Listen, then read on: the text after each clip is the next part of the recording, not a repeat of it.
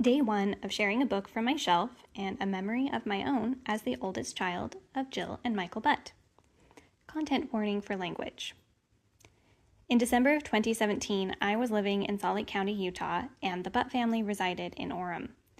My husband and I did not have any children at the time, and we both had full-time jobs. I was at work one Monday when I got a call from my brother Bryson. He was in tears as he told me that after returning home from church the day before, Jill had burned her temple clothing and scriptures in the garage, and my young siblings had witnessed her doing that. Something I immediately recognized from my own experiences could be deeply traumatizing for those kids. I called my husband and told him that I needed to do something to help my siblings.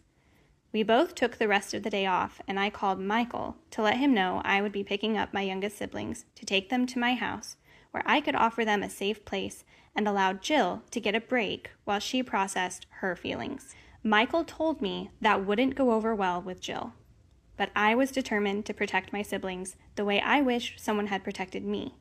So my husband and I drove down to pick them up. Jill was not at home when we arrived, so we hung out with the kids. And as we waited, I asked the older ones what had caused Jill to burn her religious items. I recall them saying a lady at church had confronted Jill and Jill got upset, but to this day, I am unclear of the details. When Jill returned, she was angry. And when I tried to explain that I was trying to help, she yelled at me while I stood frozen in fear. I have never been able to retain much when someone raised their voice at me, but I do remember her saying something about the lady from church being a victim of abuse herself, and then she accused me of not being able to understand either of them because my dad never fucked me.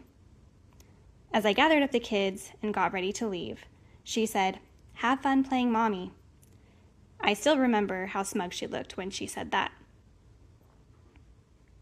For the record, I recognize that I could probably have addressed that situation differently.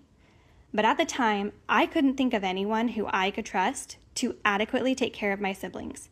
And all I could think was that I wish someone had been there to take care of me when I was a kid.